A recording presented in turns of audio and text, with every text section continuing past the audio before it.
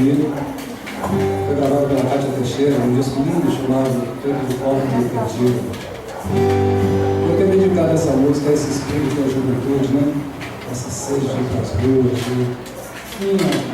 uma sede de mudança. Sempre brincado, tipo assim, há 30 anos atrás, muitas pessoas, acho que vale a pena, faz valer.